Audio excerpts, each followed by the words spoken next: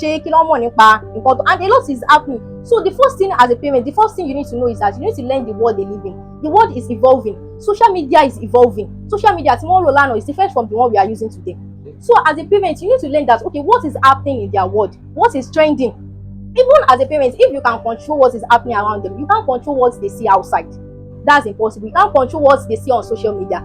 So as a parent, it's your right to go out there. Kí ni nǹkan tó ń ṣẹlẹ̀? What's the culture? Kí ni new trend tó ń lọ láyé ìsìn? So when you have the knowledge that, okay, this is what they happen, this is what is what they do. Okay, let me for example now, a lot of children, they are facing depression, teenage or 16 years, 15 years, relationship issue, mental health struggle. So yes, their mother will not know. So how does this happen? They are still small, they cannot know what this is, they cannot know what it is. Whereas they are seeing it outside. So as a parent, it's your responsibility to know about this. What is happening in the world? Then you sit them down, then educate them. I even appreciate the fact that they have introduced sex education in secondary school. But when you start enlightening them now, okay, this is what you should do, this is what you should do. Though it might not be normal, but this era is like nothing so abnormal. Abnormal is becoming normal. So as a parent, you need to know that, okay, you come buy, then you sit your child down. Relationship, discuss this with them. Let them know the difference between love and infatuation. One big case whereby a 16 years old girl, in fact, I want to man Muslim, jilbab. So one said which picture, see, 18 years, 16 years to 18 years. I was like, it's not about essing. Even your father can be a mom or pastor. What is happening around us? Sit them, they must sit them down, let them understand that, okay, at this age, only it's master one relationship, let them know. Because if you don't discuss this with them now, they will go outside and they will see it. They will practice it outside. So as a parent, discuss this with them. Okay, this is how they do. This is love. This is infatuation. When you get to this age, you might see your friends doing it, but you don't need to do it. This is the right age. You shall understand what you guys. So when you start educating them now, okay, let's ignore this one because our mother used to do it very well. Let's ignore this one. But the world is really moving fast now. So the first thing you need to do as a mother, as a káàbọ̀ sórí ètò wa fun facts gẹ́gẹ́ bí ẹ ṣe ti mọ̀ orúkọ mi ò yí padà látànà títí dé nílò àmẹ́dọ̀lá ọ̀run ní orúkọ mi èmi náà ni màá tún máa host ètò yín gẹ́gẹ́ bí mo ṣe ti ń host ẹ̀kọ́ látànà bí mo ṣe máa ń ṣe fún yín ládéhùn pé gbogbo ẹni tí màá máa gbé wá sórí ètò yìí ẹni tí a máa jẹ àǹfààní wọn ni ẹni tó ṣe wípé ẹ̀kọ́ tí wọ́n mú wá fún wa ẹni tí ẹ̀kọ́ olówó iyebíye ni òun ni màá máa gbé wá sórí ètò yìí ẹ mọ̀ mí látànà títí tó fi dè ní pé mi ní ṣàdéhùn fún yín kí n má mú àdéhùn yẹn ṣẹ ẹ tí mo tún gbọ́ wá lọ́tẹ̀ yìí obìnrin ni gẹ́gẹ́ bẹ́ẹ̀ yín fáànù wa ṣe ti máa ń béèrè lọ́wọ́ wa pé kí wá ló dé tó yẹ pé obìnrin ọ̀dọ́ ọkùnrin nìkan lẹ ṣáptà àwọn kọ́ńtẹ́ǹtì tọ̀dọ̀ titi yín sí tẹ́ẹ̀ fi máa gbé àwọn obìnrin wá èmi náà ti wá ṣe ládéhùn fún yín pé gbogbo àwọn tí mo fẹ́ wá máa gbé wá sí àwọn skọ́là tí mo máa gbé wá sórí ètò yìí nìsín àwọn obìnrin ni tí wọ́n sì máa wá ṣe wá láǹfààní kódà ní tí ẹ máa gbọ́ lẹ́nu wọn gan àwọn tó ṣe kó máa jẹ́ ìmọ̀ tó dẹ̀ máa jẹ́ surprise fún yín ni kó má dàbí pé ọ̀rọ̀ yẹn fẹ́ máa gùn jù ẹ jẹ́ kí a máa lọ sí ọ̀dọ̀ wọn kí a lè gbọ́ orúkọ wọn kí wọ́n dẹ̀ lè ṣe wá láǹfààní gẹ́gẹ́ bí àwọn tí wọ́n ti máa ń wá síbi ìṣíwájú bí wọ́n ṣe ti máa ń ṣe wá láǹfààní gẹ́gẹ́ bí ẹ ṣe mọ̀ pé n ta gbé ètò yìí kalẹ̀ fún kò ń ṣe torí kankan bí kì í ṣe pé ká lè ṣe àǹfààní fọ́mọ aráyé we know a lot of people don't reach nowadays but social media yìí we make use of it every day ní tí social media dẹ̀ ń ṣe live ẹlòmíì ó kọjá tí èèyàn kàn lè sọ pé èèyàn fẹ́ fojú wò dànù because ìwé tẹ́lòmíì ò lè kà ó lè jókòó sórí social media 3 hours 4 hours 5 hours ìgbà míì gbẹ́ lómi máa wà lórí phone from morning to night láì ní kankan tó ń ṣe ẹ wo ẹ má jẹ́ máa fa ọ̀rọ̀ yẹn gùn ẹ jẹ́ kí a máa lọ sí ọ̀dọ̀ honourable guest wa kí wọ́n lè wá ṣe wá láǹfààní gẹ́gẹ́ bí àwọn tí wọ́n ti ń wá náà bí wọ́n ṣe ti ń ṣe wá láǹfààní. We highly welcome you to this program. Thank you so much. And we appreciate you coming to this program. Thank you so much. The entire team Fun Facts, we say a big thanks to you. Yeah. Because kéèyàn ó tó lè wá láti ibẹ̀ yẹn pàápàá jùlọ kó jẹ́ obìnrin oníṣiṣẹ́ kékeré àmọ́ láìpẹ́ ẹ nífẹ̀ẹ́ mímọ̀ ẹ dẹ̀ nífẹ̀ẹ́ Ọlọ́run lára ètò wa òun ni ó bí sábàbí tí ẹ fi wá ń bí. We do appreciate that. Ní nǹkan kan tá a lè sọ fún yín àmọ́ àmọ́ pọ́ bá tí máa ń sàn ẹ̀dá Ọlọ́run àbá yóò bá wa sùn nílẹ̀ sùn. Ẹ má bínú ṣé a lè mọ orúkọ yín. Okay, thank you so much, sir. It's an honor to be here today. So orúkọ tèmi ni Ghazali Fathia Opeyemi and I'm fondly known as KHEARAAT. Bí tẹ́ ti sọ orúkọ yẹn ó ti ń jẹ́ kẹ́rù bá mi because ẹni tí a gbé wá sórí ètò wa ní ọ̀sẹ̀ tó kọjá Fathia làwọn náà ń jẹ́ inú ọ̀rọ̀ tí wọ́n wá bá wa sọ ẹ̀rù ń bà èmi gan tí mo padà host tó pé ìmọ̀ tẹ́yìn gbé wá yìí kọjá tí I expect. Mo dẹ̀ believe pé ẹ̀yin gan máa ṣe jù báyẹn lọ fún alẹ́ nítorí wọ́n máa ń sọ fún pé gbogbo fatia ni wọ́n máa ń gbárí. Ẹ má bínú, according to bá ṣe máa ń ṣe, ibo ni a ti bí, ibo lẹ dàgbà sí, báwo ni lifestyle yẹn gan ṣe bẹ̀rẹ̀? Okay, I was originated from Kwara State, so àti Kwara State ni a ti wá.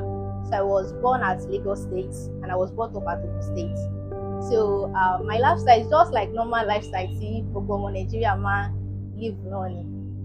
Although I spend most of my time with my parents, yes, and we went to school to Madrasa because I study Arabic education. So I lọ sí Madrasa, bàtà jẹ́ lọ sí Madrasa tán mo wọ school, which is Lagos State University. Ibi tẹ́tí ẹ̀ mọ́rọ̀ lọ yẹn lòun ló máa fún mi ní go ahead pẹ̀lú question tí mo fẹ́ béèrè lọ yẹn because whatever reply you give to me will be what I will be answering the question on. Okay. The question now is that a máa ń sọ̀rọ̀ nípa àwọn team. Okay. In your own understanding or in your own language as a scholar, what do you understand by the word team? Kí ló jẹ́ team gan-an? Okay, thank you so much for that question. Number one is that let me remove the age.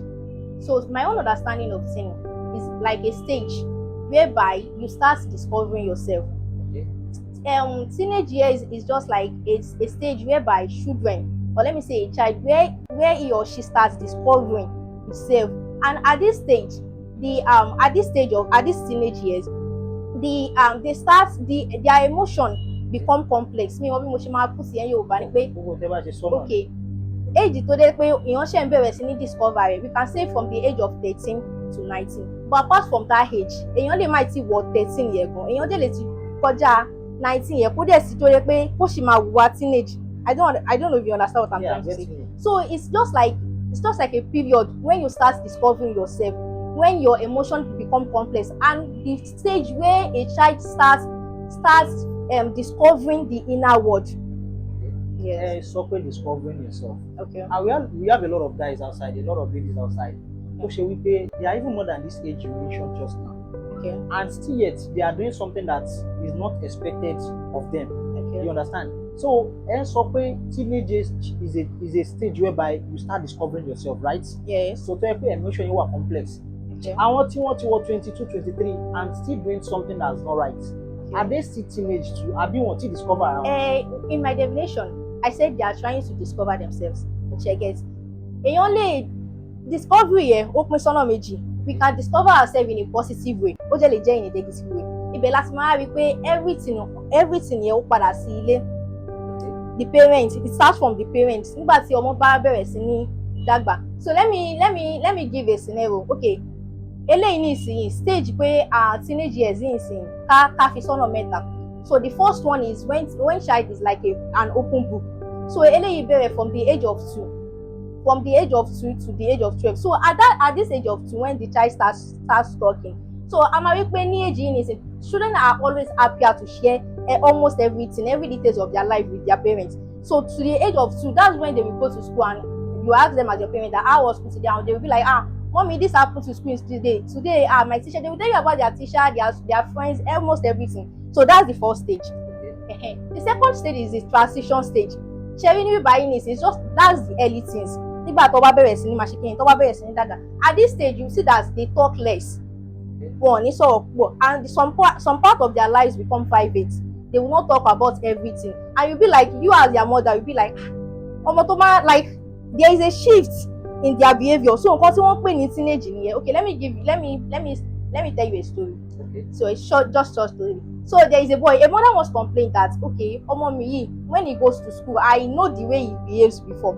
So what the last school, how are you? Just be like fine, and he will leave. So the mother is sensing that something is like there's a shift, like she's feeling like she's sensing a distance. She gets changing in one more.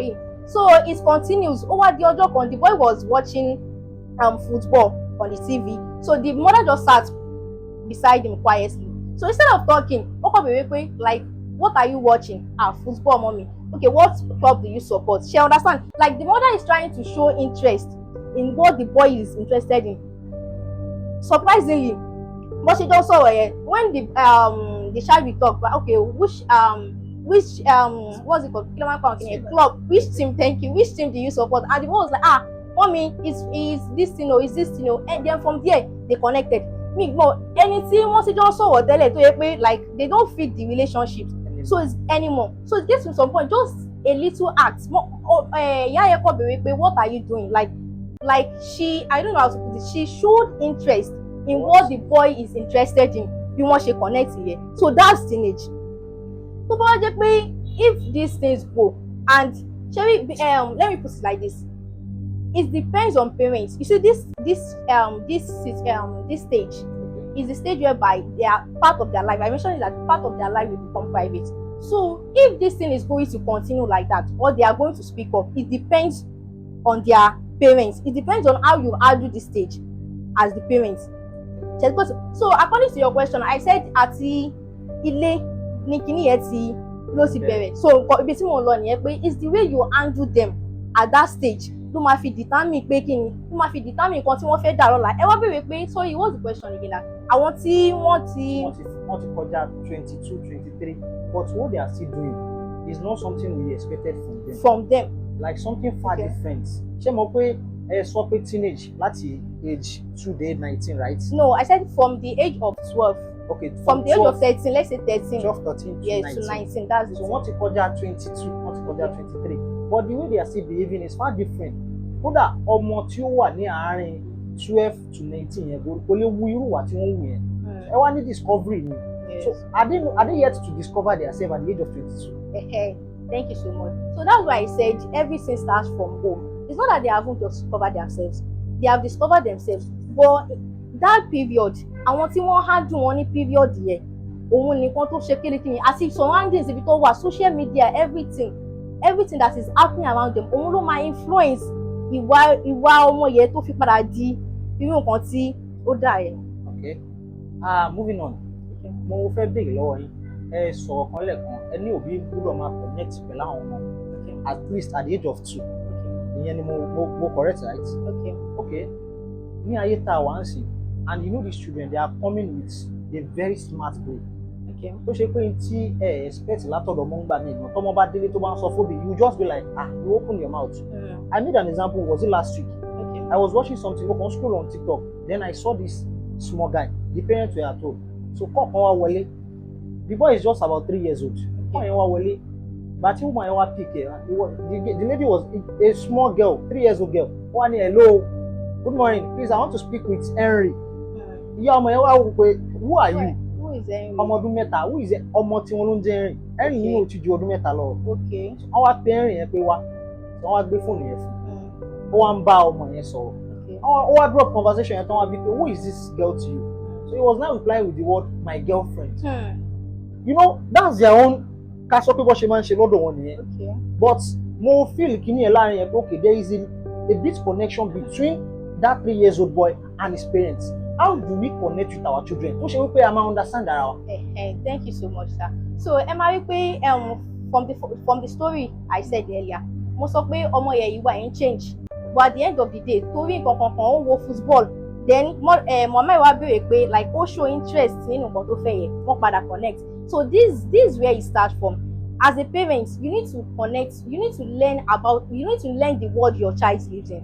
Ṣé rí ọmọ àti ìyá wọ́n lè jọ máa gbé nínú ilé kan náà and they will be strangers to each other. Ṣé believe? Ẹ lè máa mo lè jẹ́ ọmọ yín sìn kájọ máa gbé ilé kan náà kẹjẹ máa mọ̀ nǹkan tó ń lọ́nu ayé mi. Yes. So ṣé rí ọ̀rọ̀ tẹ́ mú wá yín nísìn, it starts from the parents to learn how to connect with their child, and how did they want to learn with that is when they learn the world they live in. Ṣé rí àwọn ìyá wa máa ń sọ̀rọ̀ kan pé àwa náà ti ṣe ewé rí pé like we have once passed through your stage, but the fact is that ayé tí àwọn lò lánàá is not the same world we are in. Exactly. So what is evolving? Social media tàná ó sì yàtọ̀ sí social media. So example tẹ̀ story tí mo mú wálé ẹ̀kan yẹn, a máa rí wípé ọmọ yẹn ó ṣe bákan but bí òbí yẹn ṣe connect mọ́ òun náà ni wípé like she showed interest in what the boy is interested in. So tá bá sọ pé at this age now tá bá sọ pé a fẹ́ connect mọ́ àwọn ọmọ wa àwọn tá ṣe ń bí nìsí, so how do we do that? Number one is that we need to learn their word. Àwọn òbí wa máa sọ wípé àwa náà ti ṣe ewé rí, that is they have once passed through our like they have once passed through this period, but the truth is that the world they live in is totally different from the world we are now. Ìyá àti ọmọ wọn lè máa jọ gbénulé and they are strangers to each other. So ẹ wá sọ pé girlfriend pé ọmọ kan introduce girlfriend. The truth is that tí ayé táwa bá fẹ́ wò ó sí àmọ́ wò pé ṣebí ayé kí ni ọmọ kékeré yìí ṣé kí ló mọ̀ nípa nǹkan tó, and a lot is happening. So the first thing as a parent, the first thing you need to know is that you need to learn the world they live in. The world is evolving. Social media is evolving. Social media tí wọ́n lò lánàá is different from the one we are using today. So as a parent, you need to learn that, okay, what is happening in their world? What is trending? Even as a parent, if you can control what is happening around them, you can't control what they see outside. That's impossible. You can't control what they see on social media. So as a parent, it's your right to go out there. Kí ni nǹkan tó ń ṣẹlẹ̀? What's the culture? Kí ni new trend tó ń lọ láyé ìsìn? So when you have the knowledge that, okay, this is what they happen, this is what this is what they do. Okay, let me for example now, let me say a lot of children, they are facing depression, teenagers, 16 years, 15 years, relationship issue, mental health struggle. Yes, their mother will not know. So how does this happen? They are still small, they cannot know what this is, they cannot know what it is, whereas they are seeing it outside. So as a parent, it's your responsibility to know about this. What is happening in the world? Then you sit them down, then educate them.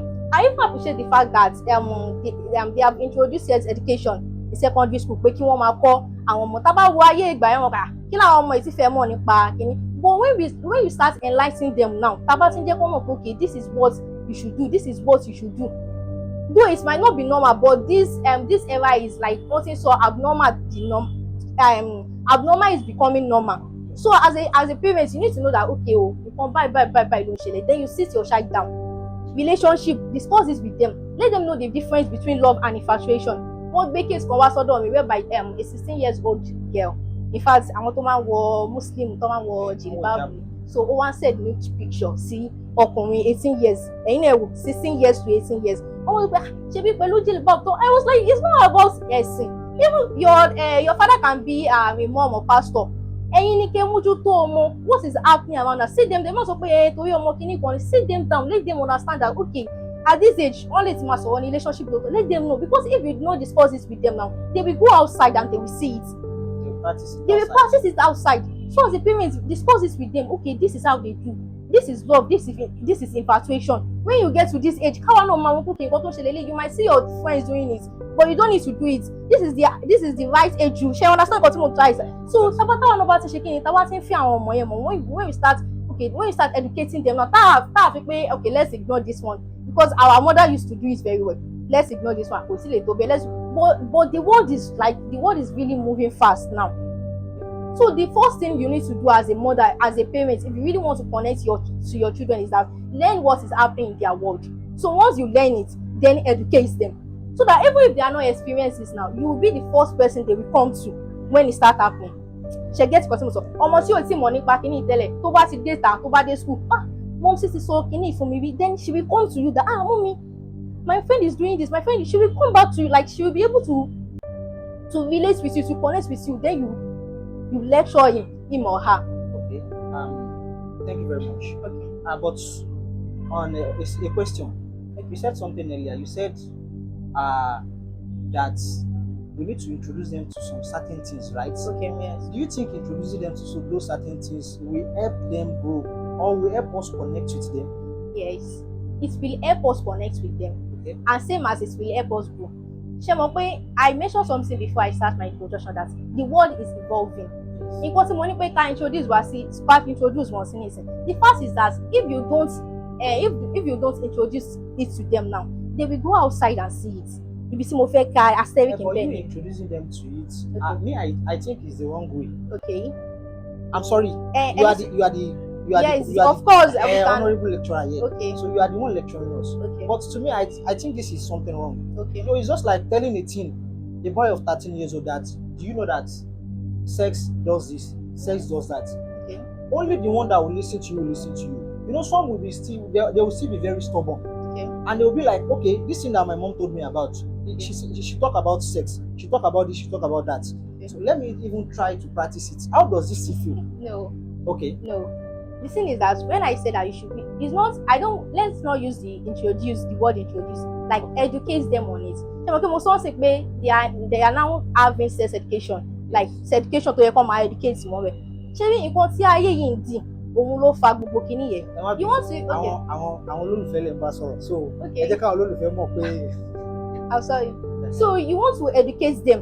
Báwo la ṣe fẹ́ educate wọn ni pé okay, okay, let me bring myself in now. Let me bring myself in. So when I was growing up at, let me say from the age of 16 to 17, like Shemo, at this world we have girlfriend and boyfriend stuff. And yes, as a teenager, because I'm in my early 20s, we also engage in those things. Whereby don't do this, don't do that, she understand because we don't know. When we get to some level, we later realize that are we doing the right thing? Like when the knowledge, because we don't have the knowledge then. Ìgbà tó wá di time tó yẹ pé àwa náà tí wọ́n ń gbọ́njú, we were now asking ourselves, are we doing the right thing? She understand. Then we like àwa náà tí mọ̀ pé we can differentiate between negativity and positivity. She understand by. So ìwọ ọmọ táwa sọ pé kó máa educate wọn ní nísìnyí. As jẹ́ kó mọ̀ ni kò ń ṣe pé ṣe rí torí tá ò bá jẹ́ kó mọ̀ nísìnyí, they would know outside. Kò sí kíní yẹn kò ń ṣe pé but báwo bí bá ṣe fẹ́ educate wọn lórí ẹ̀ òun ló máa determine. It's not that we are telling them that they should do it, but you need to educate them. Okay, moving on. Okay, ẹ ti bá wa ṣàlàyé bẹ́ẹ̀ mo dey understand you, mo believe from lovers wa náà you understand you very well. Mo sọ̀rọ̀ kan lẹ́ẹ̀kan mo ní tẹ́ bá wo ayé ìtànsì tí sì ti yàtọ̀ gan, things has changed. À ń rí ọmọ 12-13 years old tó ṣe wípé ó ti lù. They are in the wrong path, but to them they believe they are in the right path. Children like that, you being a scholar and lecturing us on this topic, how do you think we can relate with them, communicate with them, and talk to them to make them come to the right path? Okay, so if I get your question well, yes. So ìyẹn ni pé like àwọn ọmọ tó yẹ pé bóyá wọ́n ti ṣe mistake here already. Wọ́n wà lójú ọ̀nà mistake yẹn, they are on the path. Maybe for example, a 13-year-old boy is smoking, a 13-year-old boy drinking, a 13-year-old boy going to club. A lot of things like that are happening in this world. Pàápàá jùlọ àdúgbò táwa tiẹ̀ gbé kò ṣe dárúkọ ni, but these are things we see every day. Irú àwọn ọmọ yẹn wọ́n ti wà lójú ọ̀nà yẹn. You know, how do we call them? How do we call their attention? Báwo la ṣe lè lecture wọn pé intent ṣe yìí o kò kí n ṣe right thing? How do we bring them back to the right path? Number one is that Cherry Ogboseyeno, it can be from the parents and it can be from a coach. But the first thing you need to do is that listening to them, don't judge. First, nǹkan tẹ́mi máa kọ́kọ́ lò táwọn èèyàn bá wá bá mi, nǹkan tí mo máa ń kọ́ lẹ́nu ó yá tell me, like I want to understand you. Ó ti mú gbó, ó ti ṣe tell me, ó yá why do you do this? Why do you that? Mistake táwọn òbí máa ń ṣe ni pé tó bá ti rí pé ọmọ ṣe ìwà tó bá ti ń lọ sí ojú ọ̀nà yẹn, then they will become harsh. Wọ́n fi pé a máa nù ẹni like wọ́n fi ọwọ́ líle ni ó máa handle ẹ̀. So ibi tí mi sí àwọn ènìyàn gbé o ṣé kan yìí mo máa ṣe. So you need to understand like tẹ́ bá pé ọmọ yẹn jókòó, let him or her feel like you are like, let them feel like you understand them. Kíní ó ti ṣẹlẹ̀, okay, ẹ jẹ́ kí n lo obìnrin mi, ẹ jẹ́ kí n lo obìnrin for example, bí obìnrin tí ọmọ tí ò tí tó age kíní tó bóyá ó ti wá ní ó ti ń ṣèṣekúṣe. The one is that bring her in. Ẹ bí okay ó yá wá báyìí, ẹ jẹ́ kó fún ọ pé okay we want to listen to you, don't judge at first. Ó yá sọ̀rọ̀, she understand. Kó ti kọ́kọ́ sọ okay bye, then ẹ jẹ́ kó like let him or her feel like you are like let's be a safe space for them. Kí wọ́n sọ nǹkan tó ṣe okay nǹkan tó ṣe yẹ ká kọ́kọ́ listen sí wọn. A máa wá báwo la ṣe wá fẹ́ guide wọn.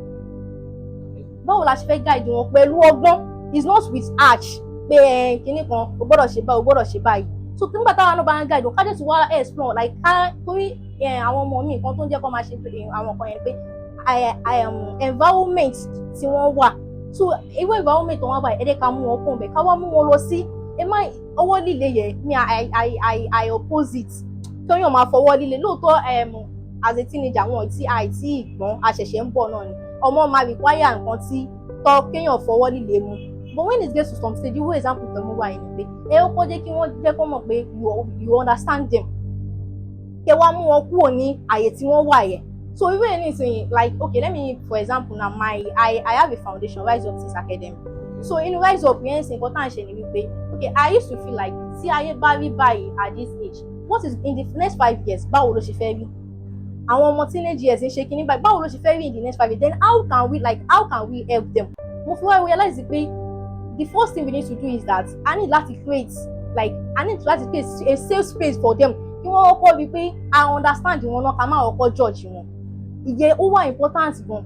Then after that okay kéèyàn náà tún wá fún yàn kéèyàn náà tún wá fi ara ẹ̀jẹ̀ sáàpù fún wọn okay àwọn tó bá ti ṣe wé pé téèyàn tó bá ti wá ẹ fi hàn wọn káwọn náà wọ́n okay there is more to this life. Kéèyàn jẹ́ mú wọn kúrò ní ibi ààyè tí wọ́n wà yẹn náà kéèyàn mú wọn kúrò bẹ́ẹ̀ kéèyàn ṣí ojú wọn sí àwọn nǹkan míì tí wọn ò rí then they are going to know that there is more to this life àṣé nǹkan tí mo ṣe yìí is not right then I can still behave I can still do this I can still do that with my life. So you said something earlier. Okay. Ẹ sọ wípé táwọn yẹn bá wá bá wa we should just listen to them we should not judge them.